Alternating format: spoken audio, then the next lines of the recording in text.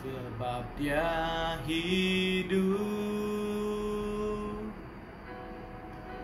Ada hari esok, sebab Dia hidup. Ku tak gentar, karena ku tahu Dia pegang hari esok. Hidup jadi berarti sebab Dia hidup. Anak Allah, Yesus namanya, menyembuhkan, menyucikan, bahkan mati, tebus dosaku. Kubur kosong membuktikan Dia hidup. Sebab Dia hidup, ada hari esok. Sebab Dia hidup.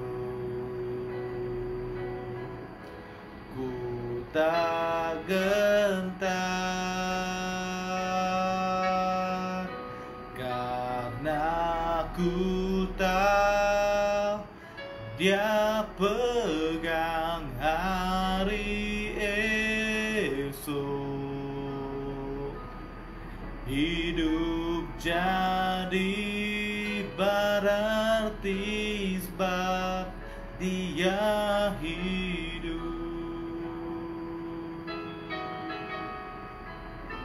Sebab Dia hidup,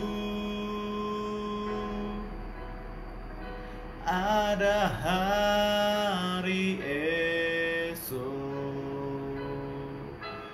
Sebab Dia hidup. Ku tak gentar, karena ku tahu Dia pegang hari esok. Hidup jadi berarti sebab Dia hidup.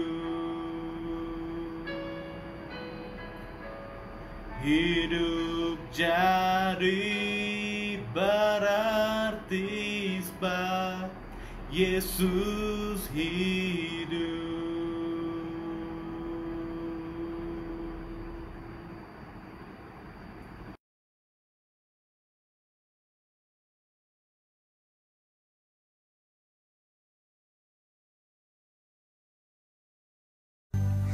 Dengar malaikat nyanyi, Rajamu telah datang. Damai kekal bagi semua yang percaya padanya.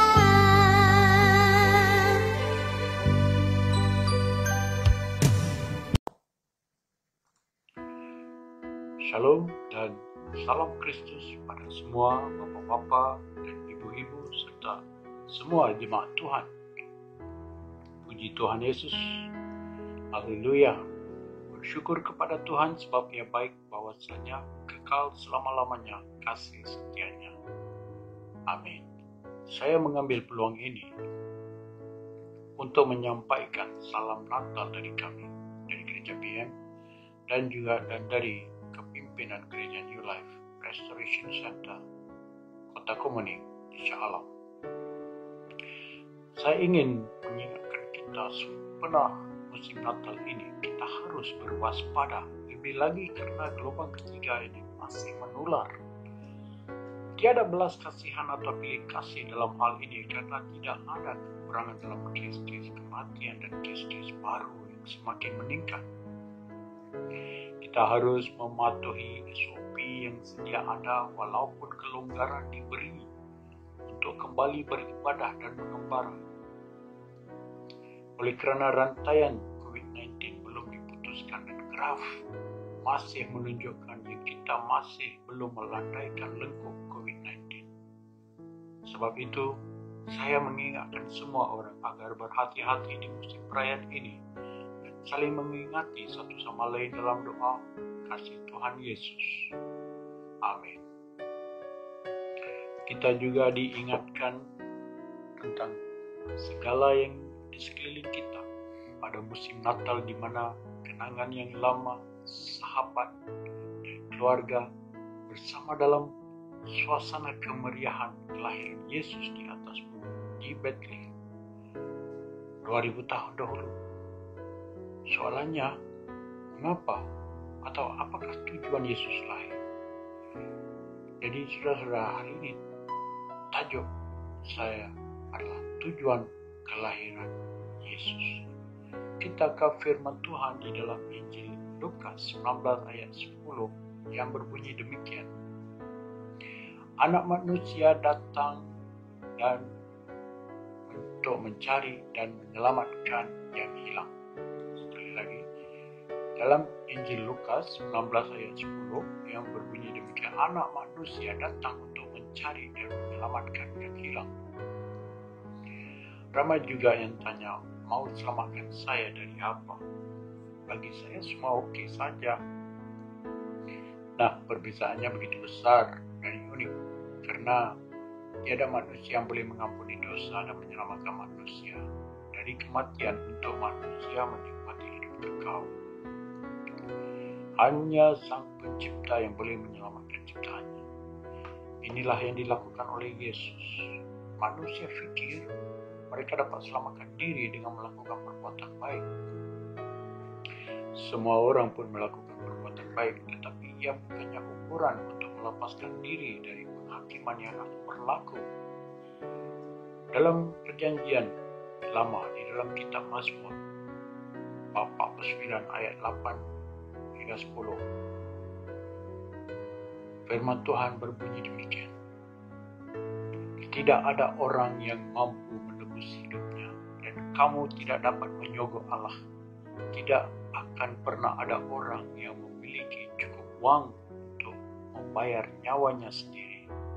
Tidak pernah ada orang yang memiliki cukup uang membeli hak hidup untuk selamanya dan mengeluarkan tubuhnya dari kubur.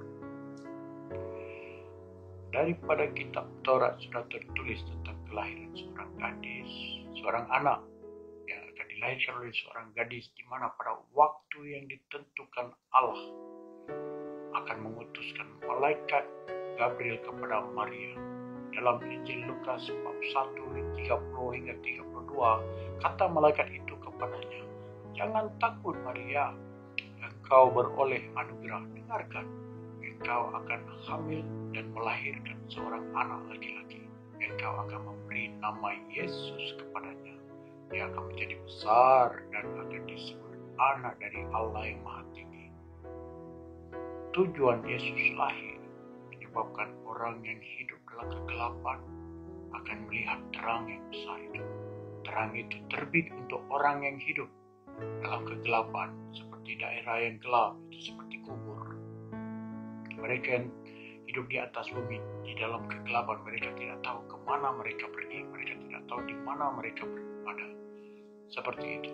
Sebenarnya setiap manusia mengenal diri mereka sudah berdosa walaupun masih melakukan perbuatan baik.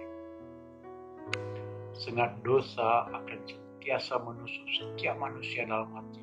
mereka dah tahu tidak ada sesiapa pun yang boleh membayar bagi dosa mereka. Sebab itu mereka melakukan perbuatan baik supaya mereka dapat mengimbangkan pada waktu mereka meninggal nanti. Tetapi tidak mungkin, saudara-saudara, tidak mungkin. Oleh sebab itulah Allah mengutus anaknya yang tunggal ke dunia ini supaya mereka yang percaya akan diselamatkan dan menerima hidup kekal. Dan Allah tidak mengutus anaknya untuk menghakimi dunia, tetapi untuk menyelamatkannya. Pernah juga ada orang tanya, mengapa Tuhan perlu bersusah payah meminta atau menunggu manusia terima? Selamatkan sajalah, tak perlu tunggu. Selamatkan sajalah kalau mau semua selamat. Kita perlu ambil kira yang Adam dan Hawa, manusia pertama yang Tuhan cipta, Adam dan istrinya Hawa, telah berdosa dengan kerelaan sendiri.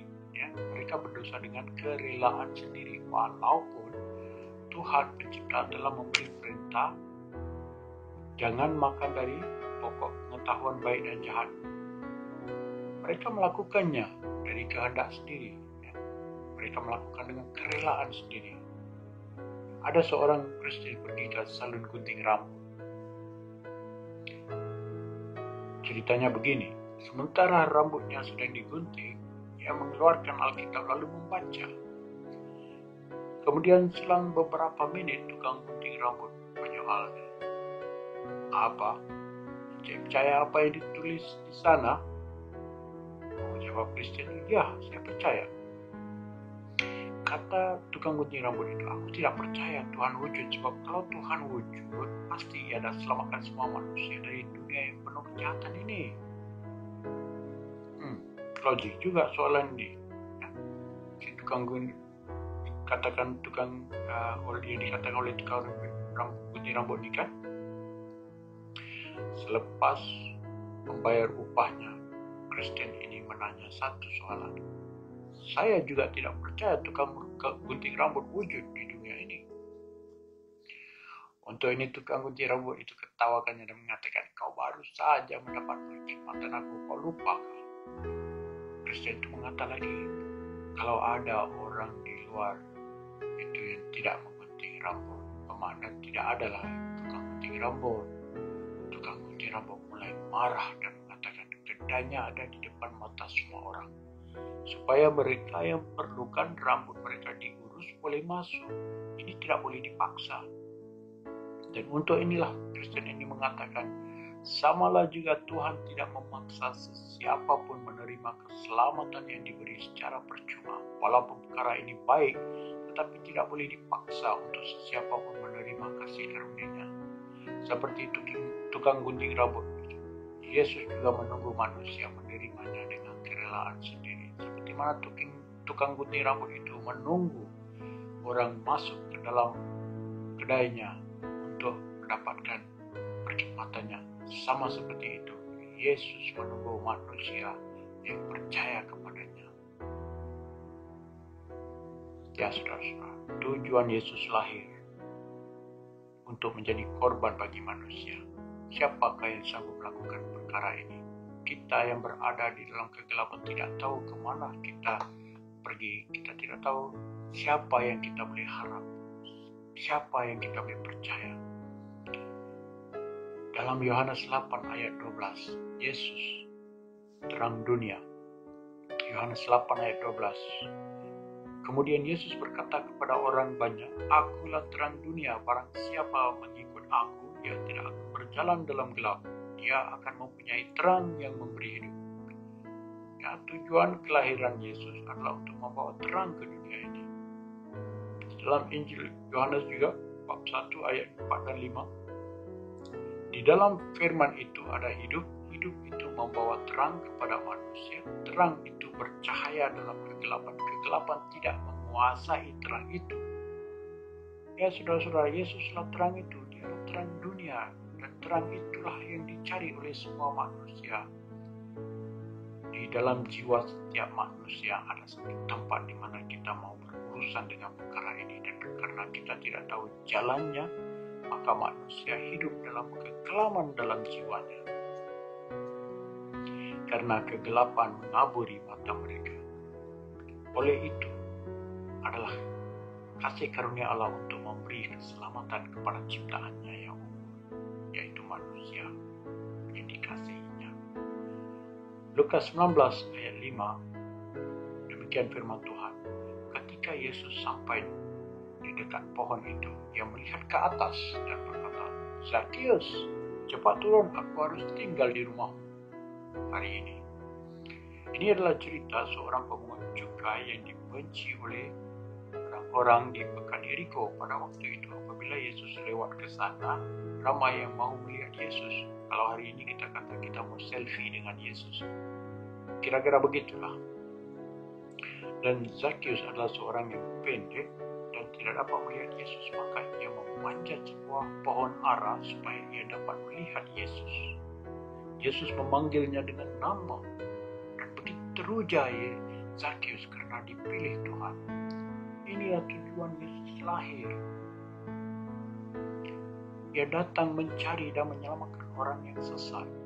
Bagaimana seseorang boleh diselamatkan kalau kita tidak meluangkan masa bersama dan menunjukkan terang Tuhan Yesus kepada mereka? Pada hari itu, Zakheus masuk ke dalam rumahnya sebagai seorang yang berdosa yang tidak kenal Tuhan, tetapi ia keluar sebagai seorang yang benar. Roma 5 ayat 10. Ketika kita masih menjadi musuh Allah, Allah telah menjadikan kita sahabatnya melalui kematian anaknya. Allah telah membawa manusia dari kegelisahan kepada damai sejahtera-Nya oleh Yesus Kristus. Saudara-saudara, adakah engkau mempunyai damai dengan Allah dalam jiwamu? Melalui Yesus, Allah senang untuk membawa segala hal kembali kepada dirinya, baik yang di bumi maupun yang di surga. Allah mengadakan pendamaian dengan menggunakan darah Kristus di kayu salib. Pada suatu ketika kamu telah dipisahkan dari Allah, kamu menjadi musuhnya di dalam pikiranmu sebab perbuatan jahat yang telah kamu lakukan melawannya. Tidak ada perhubungan dalam dunia ini yang boleh memberi kita damai. Walau harta begitu banyak atau falsafah hidup yang teratur, tidak dapat memberi damai sejahtera ini. Hanya di dalam Yesus ada damai sejahtera. Ada seorang manusia yang percaya kepada Allah dan kepada Yesus Kristus sebagai Tuhan perantara, merasakan Kristus lebih dekat dari Allah karena Yesus telah menghubungkannya dengan Allah. Manusia ini telah mengenal apa artinya kasih apabila ia mendapat seorang anak. Selama 10 tahun ia melihat anaknya membesar dan sangat mengasihi anaknya. Pada waktu itu ia sadar tentang bagaimana Allah terpaksa melalui penderitaan berpisah dari anaknya yang diutus ke bumi dan melihat anaknya mati. Katanya, adalah lebih senang untuk saya menghadapi kematian daripada melihat anak yang kukasihi dibawa dan disalibkan. Satu-satunya anak yang kasih, anak kesayanganku. Pikirkanlah kasih Allah untuk dunia ini, sehingga ia sanggup menyerahkan anak yang dikasihinya untuk menyelamatkan dunia yang diciptanya, karena manusia tidak dapat selamatkan diri sendiri. Tujuan Yesus lahir untuk mengambil tempat kita sebagai korban untuk menebus kita. Mengapa semua ini perlu? Sebab di dunia ini kita ada satu kuasa kegelapan yang bernama setan, yang juga dikenali sebagai pencuri, yang bertekad mau membawa kita jauh dari Tuhan yang menyelamatkan, supaya kita boleh jatuh ke dalam neraka bersama-sama setan itu. Setan yang dikenali sebagai pencuri itu. Di dalam perkataan Yesus, pencuri datang untuk mencuri, membunuh, dan membinasakan. Tetapi Yesus datang untuk memberi hidup. Hidup yang penuh dan baik. Terang ini adalah untuk kita yang terima Yesus sebagai juru selamat dengan iman, percaya di dalam hati kita. Dia akan menunjukkan kebenaran kepada mereka agar mereka berbalik dari kegelapan kepada terang, dari kuasa setan kepada Allah. Dengan demikian, dosa mereka diampuni dan mereka dapat ambil bagian bersama orang-orang yang telah menjadi umat Allah karena percaya kepada Yesus. Barang siapa yang mengikuti Yesus tidak akan berjalan dalam gelap. Dia akan mempunyai terang yang memberi hidup. Inilah kepastian dalam kelahiran Yesus, karena Yesuslah terang dunia. Amin.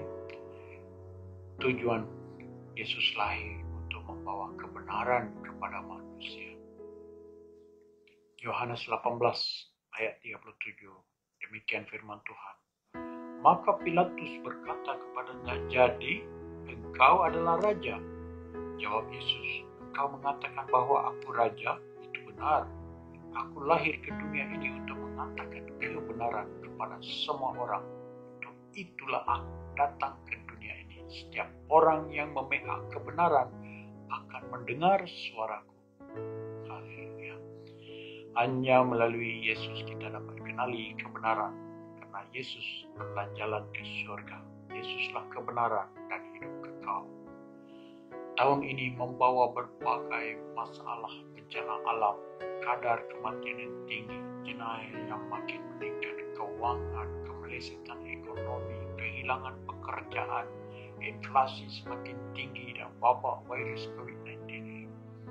Inilah yang dimaksudkan Yesus untuk menyelamatkan manusia dari kemelut ini. Sebab kita tahu bahwa semua makhluk sama-sama mengeluh dan sama-sama menderita sampai sekarang. Semua itu barulah awalnya, seperti rasa sakit yang dialami perempuan yang akan melahirkan. Bukan akhir ya, barulah awal. Oleh itu, saudara-saudara yang dikasihi, tujuan Yesus lahir adalah untuk menunjukkan kasih Bapanya, kesanggupan Tuhan untuk menyelamatkan manusia dari kematian dengan mengambil rupa manusia, dilahirkan oleh seorang gadis, menjadi sama seperti kita untuk mati di kayu salib dan bangkit dari kematian itu, mengatasi maut.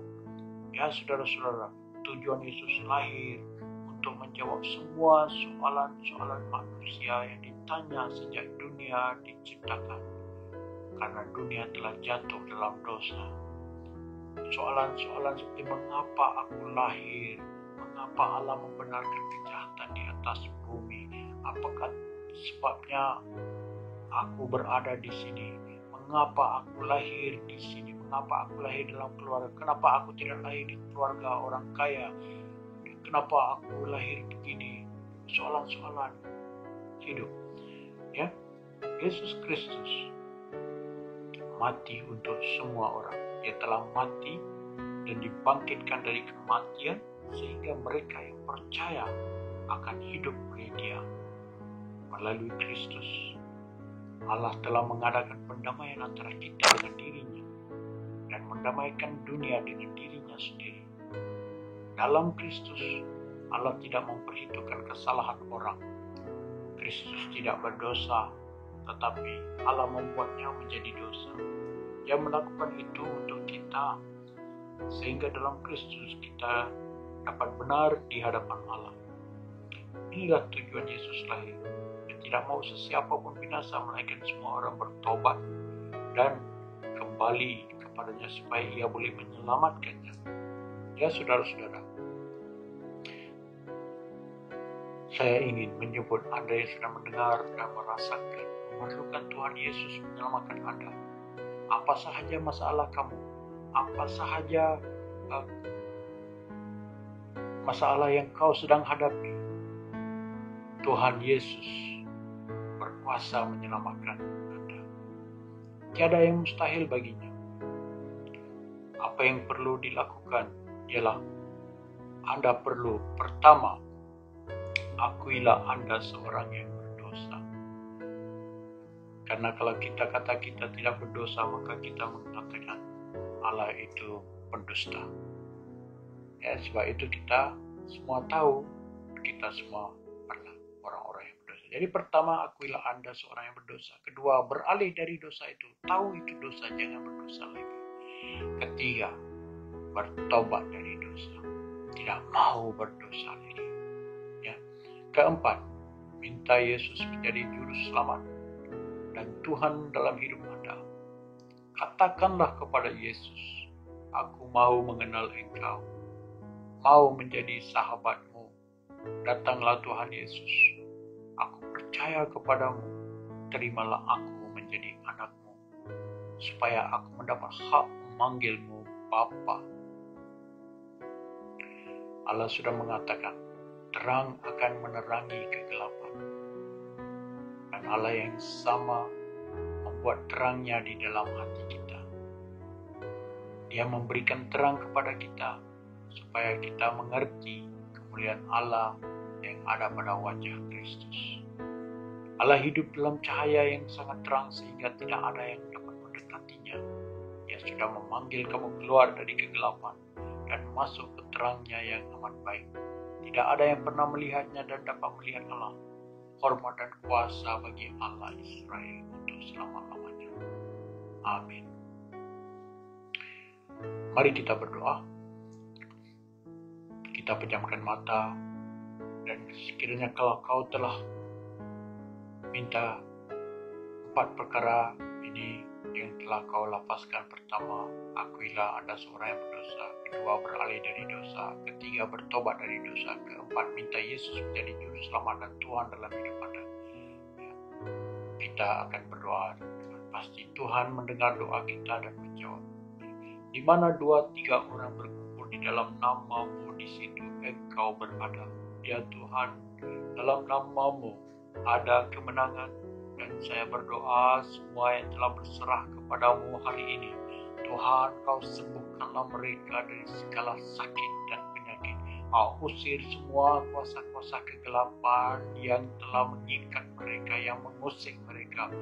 Saya patahkan semua kuasa-kuasa ilmu hitam, sihir, dan roh-roh jahat dalam kehidupan mereka. Dalam nama Yesus, Tuhan, terima kasih atas penyertaan-Mu dan kasih karunia-Mu yang telah Kau curahkan sekarang ini. Terima kasih Bapa, segala puji, syukur, kemuliaan, dan hormat serahkan kepadamu. Amin. Ya, saudara-saudara yang dikasihi Tuhan, bagi mereka yang percaya dan menjemput Yesus masuk dalam hati mereka, carilah gereja yang berdekatan dan jalanilah baptisan air sebagai tanda menjadi orang percaya umat Kristus. Allah sudah mendengar doa, pasti menjawab oleh kasih karunia dan menghulur tangannya, memberi keselamatan bagi mereka yang percaya. Dalam nama Yesus, salam Christmas dan Tahun Baru. Kiranya Tuhan memberkati Anda semua. Amin.